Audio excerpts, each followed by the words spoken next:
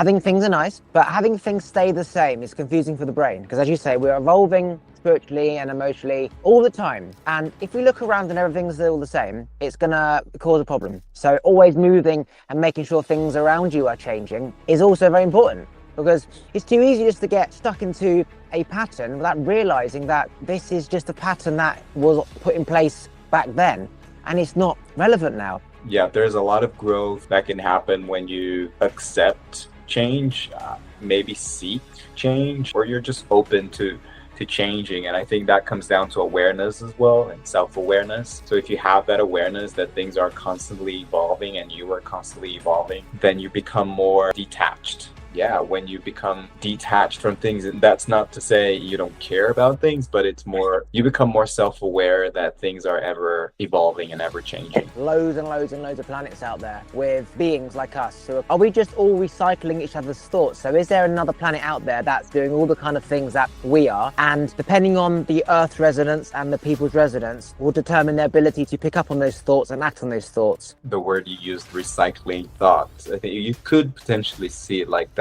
The way that, again, everything is evolving. Evolution actually means a return to source. You're evolving as a human being, as a soul, to return to your source, which can be your higher self or your monad. Everything is connected and everything is one. That's the premise of oneness.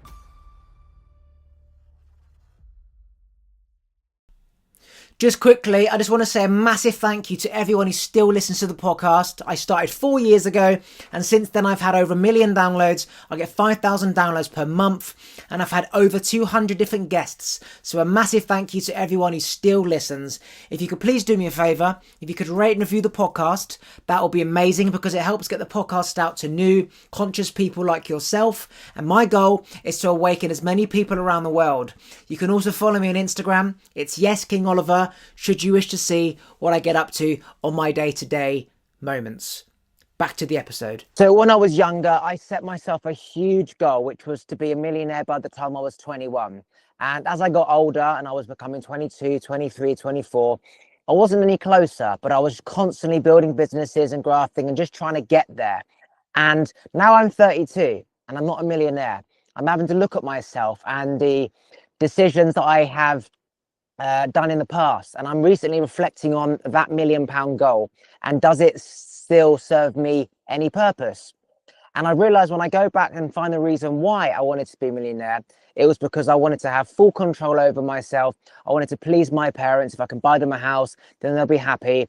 And as a child, you want to make your parents happy, and so you go on this path and you try and just focus on that end goal. I must get the million to make my parents happy. My parents are very happy now, and I'm still on that path, and I'm suddenly going traveling and I'm having reflections and I'm looking back and I'm realizing I don't need £1 million anymore. My parents are happy. What the fuck am I doing on this path? So now I'm thinking I now have to do a complete U-turn. And then I'm thinking, what are the things that I put in place at that time based on the same reasons why I wanted to be a millionaire? I didn't want marriage and to have children because I didn't want to kind of have me bringing up how I was again. And I'm looking back and I'm seeing I'm safe now, and I'm seeing my parents are happy and there's no stress because I've moved out. And now I'm also taking down the barriers of having children, having a partner, having marriage. And I'm realizing you could literally be so focused on one thing that you forget even why you wanted that thing in the first place. And constantly reassessing our decisions to making sure, are they still serving us value at all times, is something that I'm realizing is a necessity, because otherwise you can just get trapped in motion and not even really realize why you're still doing something. Yeah. Is that a question to me? Nope, that's just the opening. So you can respond to that however you wish.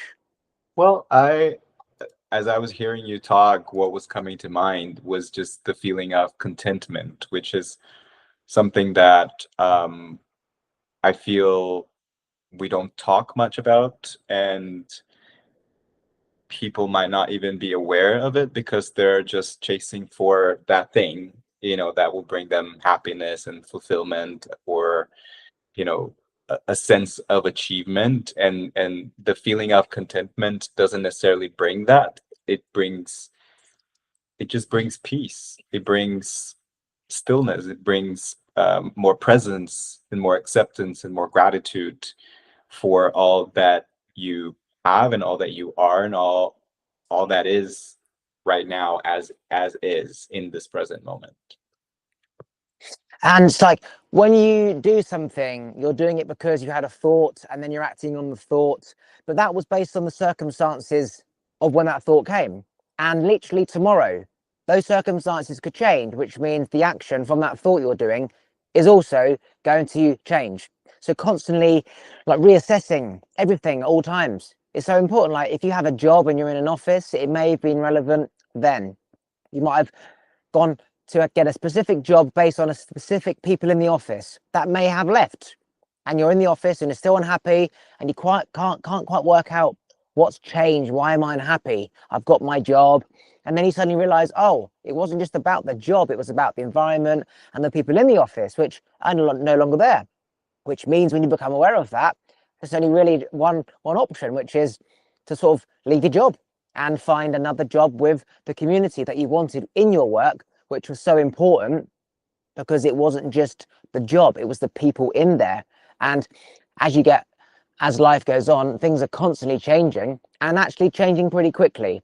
Things change quicker than we think, and we realize after the fact, we realize after it's too late, because things change that quick, is what I'm realizing at the moment.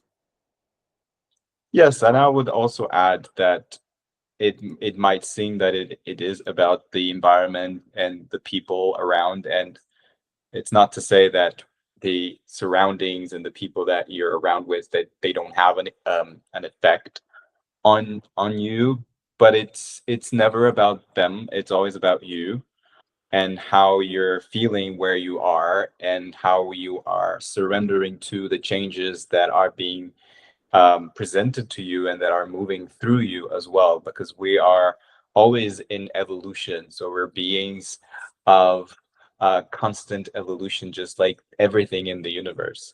So a lot of people resist the changes, and that's when they find struggle or suffering.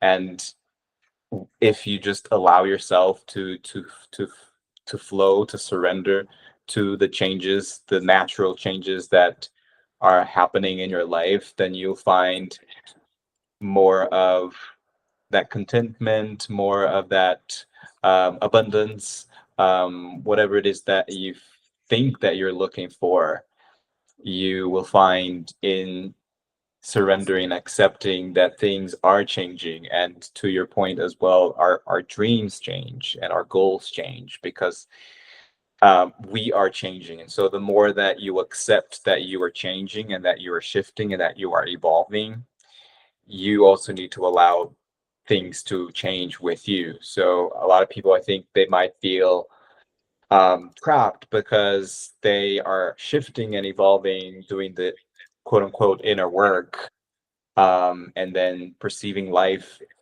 through a different lens, but their surroundings or their job or their home aren't changing as fast or at all.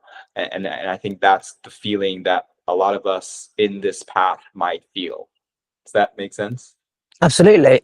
That's one of the reasons why I always clear my environments and I go through things and I bin things and I don't keep stuff, because if I keep stuff and I go say on holiday and I get this little ornament and I put it on that side, most people that would be there in 10 years time, but that doesn't reflect the person I was when I went on holiday 10 years before. So having things are nice, but having things stay the same is confusing for the brain, because as you say, we're evolving spiritually and emotionally all the time. And if we look around and everything's all the same, it's gonna cause a problem. So always moving and making sure things around you are changing is also very important, because it's too easy just to get stuck into a pattern without realizing that this is just a pattern that was put in place back then and it's not relevant now. And we should be constantly changing, like weekly. But most people, they don't change for years, or they have the same furniture for years. I like to do a thing where I used to move the ornaments around on the room and change the photo frames around and change the cupboards, the plates and the cups around, change my clothes around.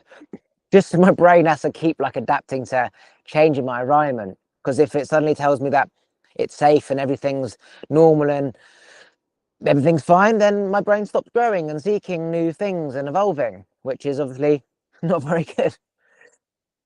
Yeah, there's a lot of growth that can happen when you accept change, maybe seek change, and or you're just open to changing. And I think that comes down to awareness as well, and self-awareness.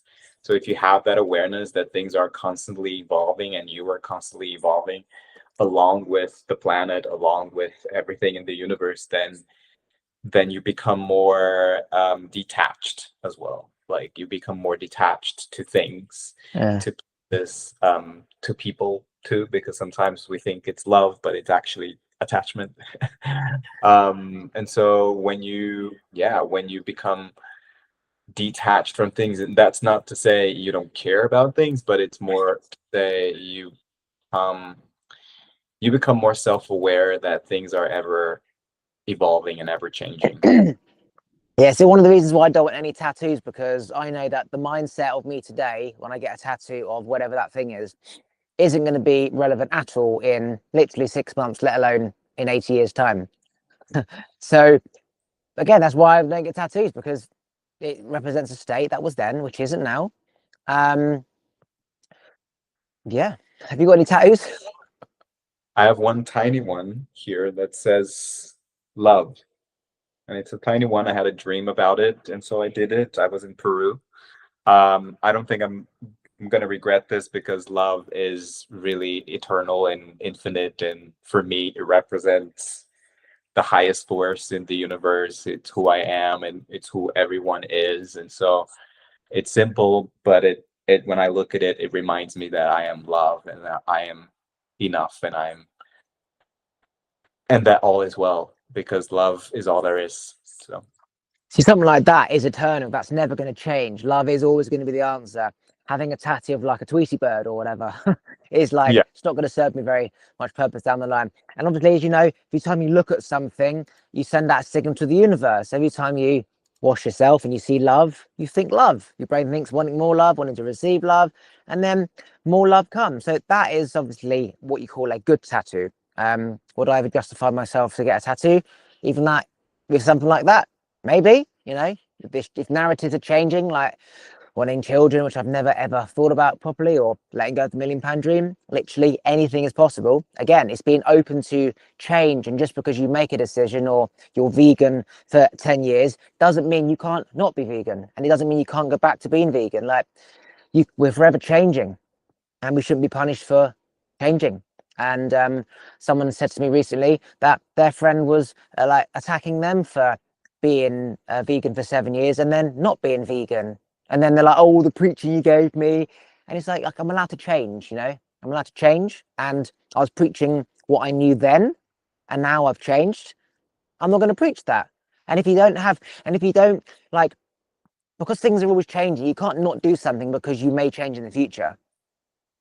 It's like, I'm yeah, not going to tell you to be vegan because I think you should be, in case I might not be vegan in the future. Because otherwise, no one would be doing anything, because we're always constantly changing. yeah. And I think that also comes down to the fact that we live in a free will zone universe.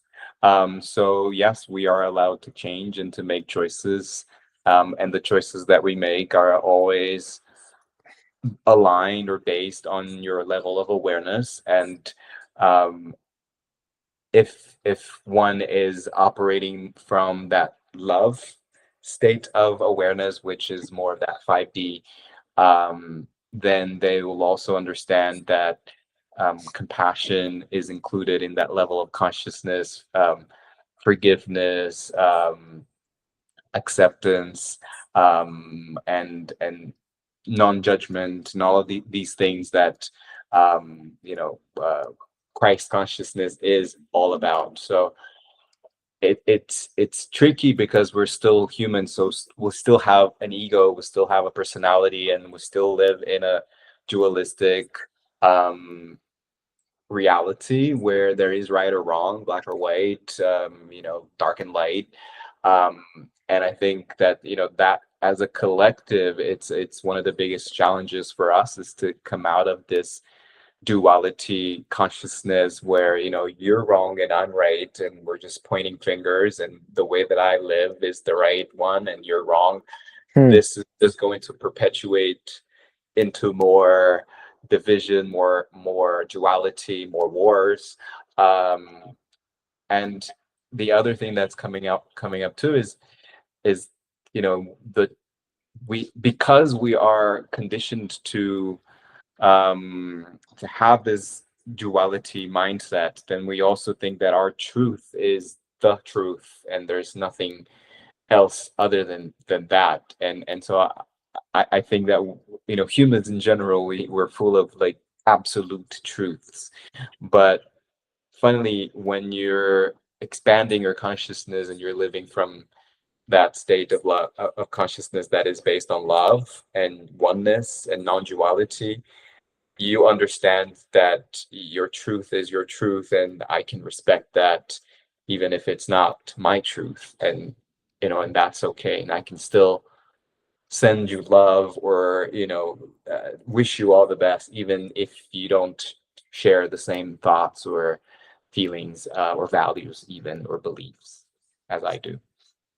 You may know this, it may be true, it may not be true, but apparently there is extraterrestrials amongst us at this moment in time where we don't know. They look so like humans, we wouldn't be able to recognize them, but they know who they are. And they're working with governments of how to like stabilize Earth and how to get everyone to live in harmony and peace.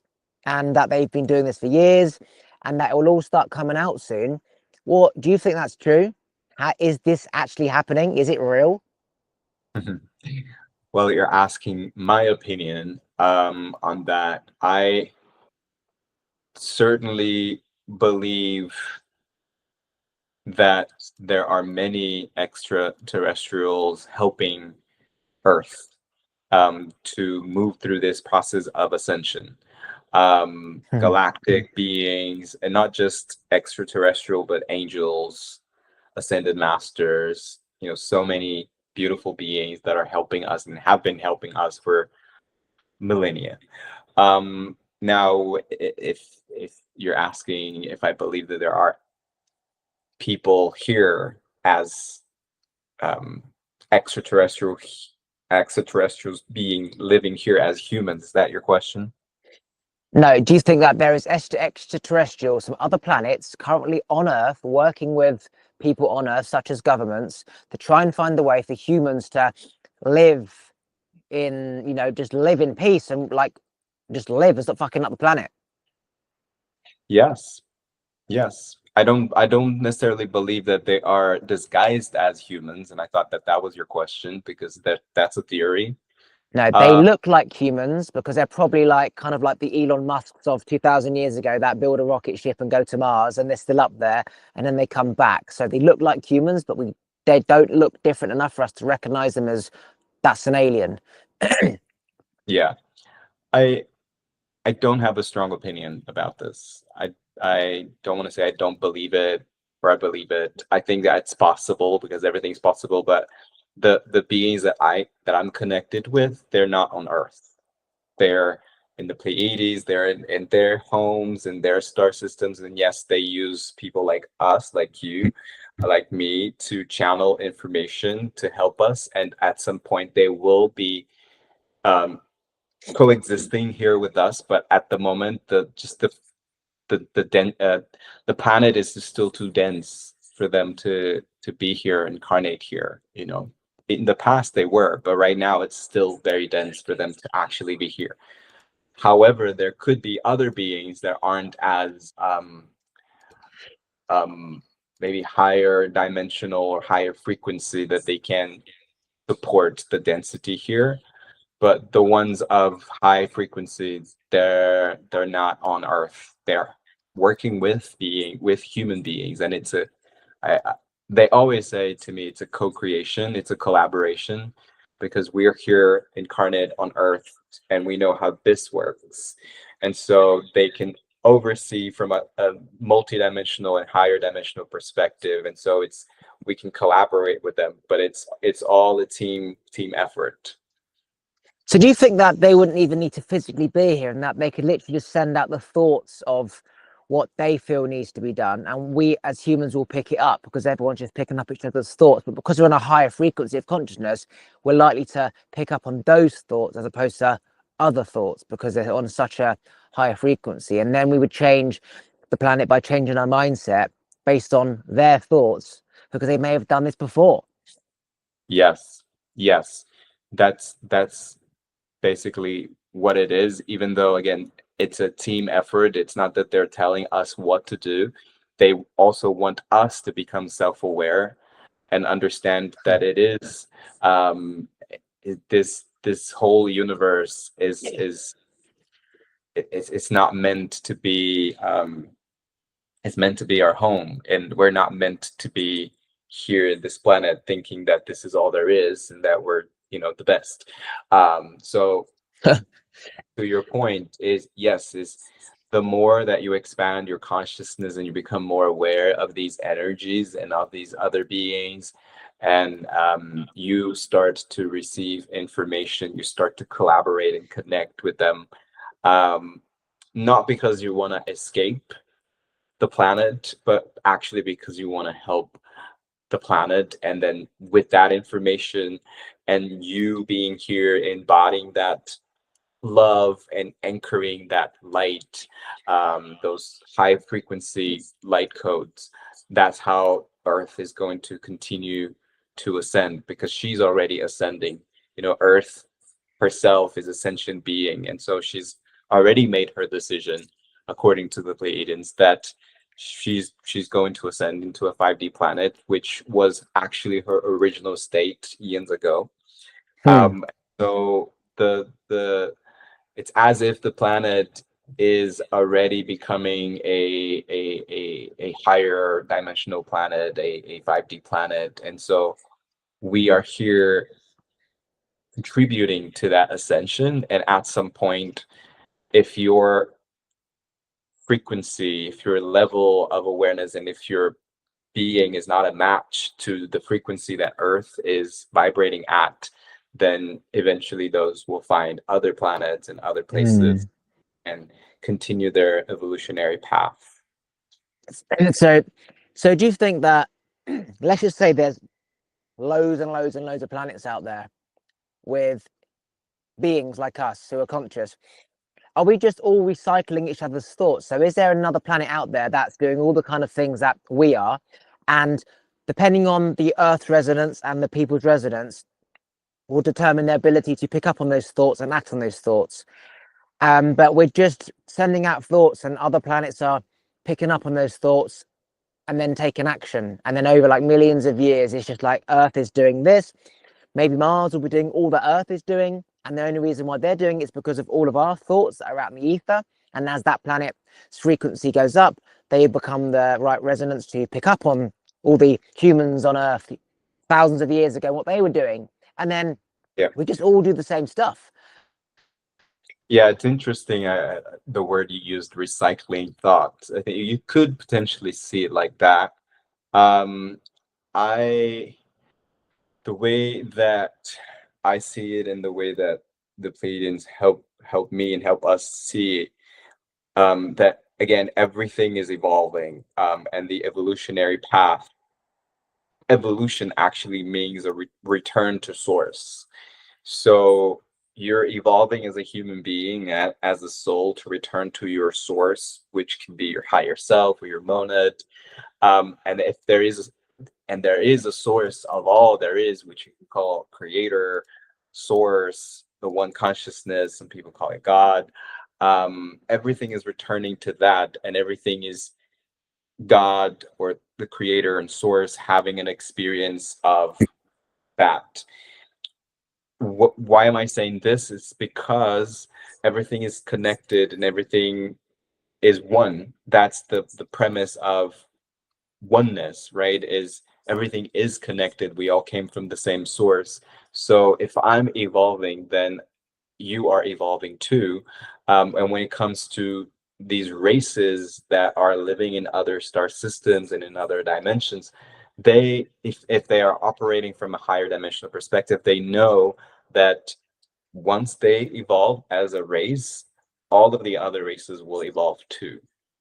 So the Pleiadians, for instance, they know they've been through this ascension process. They've been through a lot of the things that we are going through collectively as humans. And so they can help us because they, in the evolutionary path, they are ahead of us. Let's not say they're better because they don't operate in that dualistic mindset, but for our linear mind, we understand, yes, they are one step ahead. So they are, in a way, the future versions of humans. And so they're helping us because they know that once we evolve, they will evolve, and the Arcturians will evolve, and the Syrians will evolve.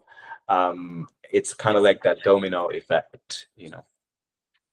What's coming to mind is there's a lady called Amma in, she's like a saint and a enlightened being, right?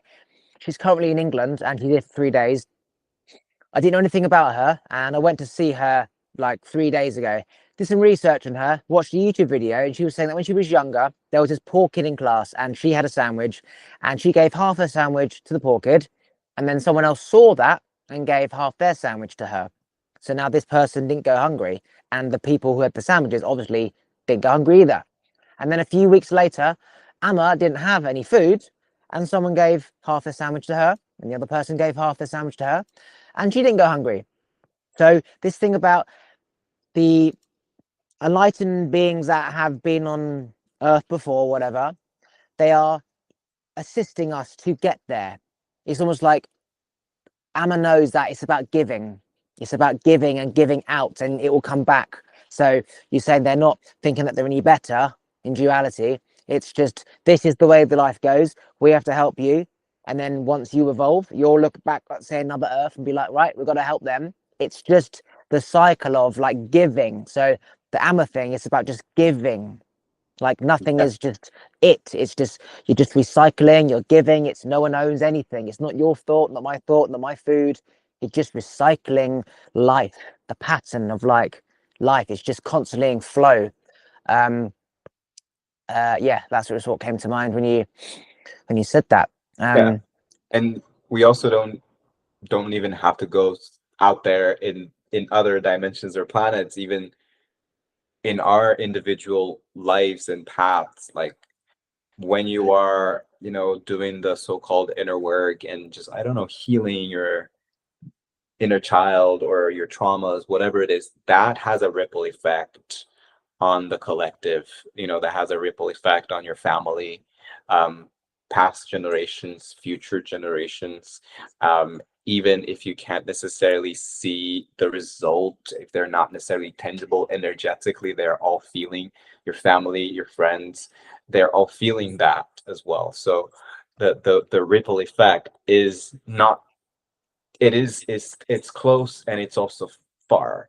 You know what I mean? Like it starts, it's a cliche phrase, but it really starts with us. You know, it starts with us looking inward, doing our best to, you know, heal our traumas, to expand our consciousness, and then the ripple effect is inevitable. You know, it again, it's like that domino effect. Everyone will feel, and that's for the better or the worse too, you know, because we've been living in that old 3D matrix where there's a lot of separation, a lot of violence, a lot of wars, and that also has a ripple effect, right? That's why it's important to remind ourselves that it is really up to us to change and to evolve and to love, to spread love and spread light, spread kindness. It really starts within each and every one of us. What is something that you're really getting into at the moment in terms of like philosophy and trying to work out something that you haven't really considered before? Hmm. Um,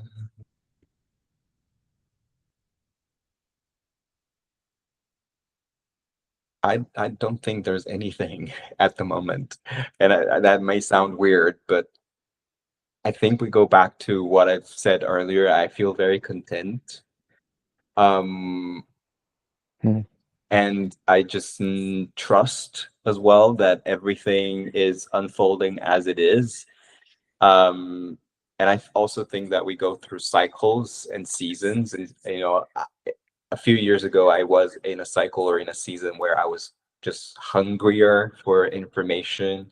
And I was like reading the books, about the other dimensions, about the other beings, the Pleiadians, and channeling material and all of that. And I feel like right now I'm more in that phase of just giving and sharing what I'm getting. But there isn't that hunger anymore, which I feel like sometimes we go through that phase, especially when we go through that first big wave of awakening, of a spiritual awakening. We just feel like very hungry for information. We want to read all the books, we want to listen to all the podcasts, we want to watch all the YouTube, and that's okay, because I was there. But I also feel like there is a point where you kind of need to digest the information and integrate for a while, and then there might be another cycle where you just feel that hunger or that flame kind of igniting again, because there's so Hmm. much to learn, right? There's so much to explore. There's like a whole universe. It's infinite, the amount of things that we can explore and Hmm. learn. And so I think it gets to a point, I think I'm in that point where I know there's so much to learn and to explore, but I also trust that everything is going to come at the right time. Yeah. It's interesting because, like, I was doing that like 3 or 4 years ago. Just all I did was learn and learn and learn. YouTube, podcast after podcast, YouTube, right? And it was just obsession, addiction to learning new information. And then you're not putting any of it into action. And then you realize, oh, actually, I need to start putting this into action. And then the more you put it into action, the more you don't feel the need to start learning this stuff because you're actually doing it. And the reason why you were trying to learn so much was because you weren't doing it, or you were feeling like this void of something, like you're missing something. I haven't done that binge of learning new stuff for ages.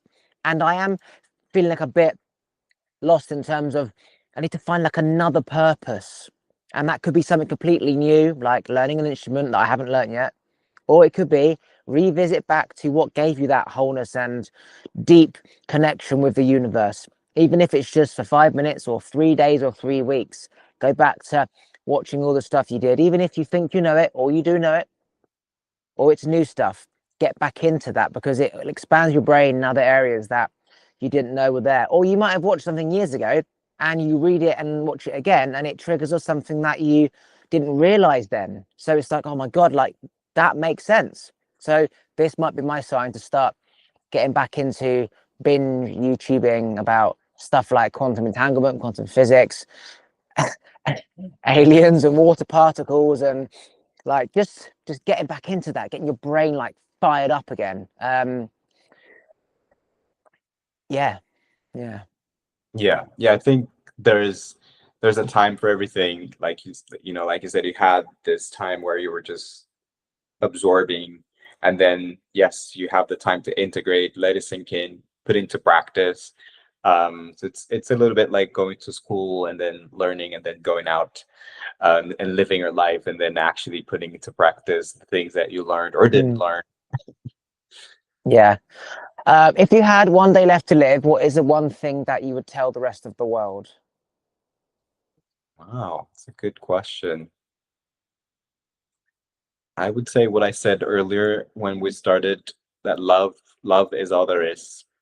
I have a song that I wrote and I recorded and produced. It's out there on Spotify. It's called Love is All There Is. And I think that's the last thing I would say. And the song would live on. I would die, but the song would still live. And I was going to say, is there anything you want to promote or plug before we wrap up? Well, I have my Instagram. It's Pleiadian Channel.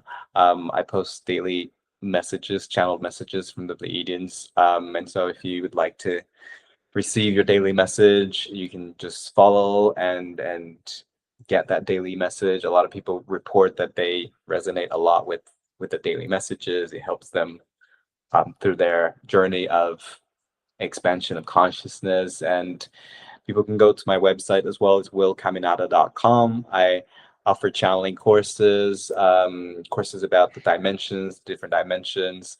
I also have a community called the Starseed Grid. It's on Patreon, and we meet there every month for some channeling and some activations. And it's a really lovely, beautiful community of light workers and starseeds.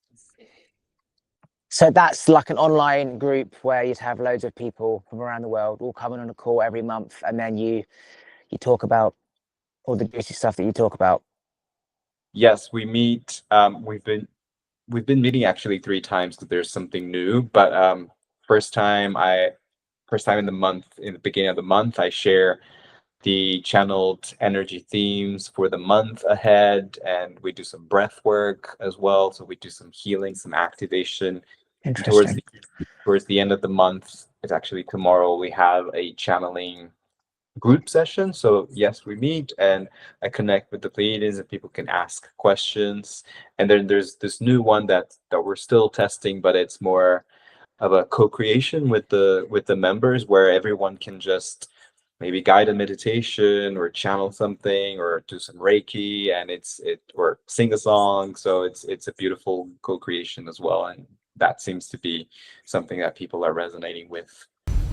Thanks for listening. If you like this episode, please remember to subscribe, turn the bell notifications on, like the episode, and comment below. And if you want to follow me on Instagram, it's YesKingOliver. Take a look at the other videos to your side. And if you just want to listen to this podcast, you can do so on Apple and Spotify and most other platforms by going to talkwitholiver.com.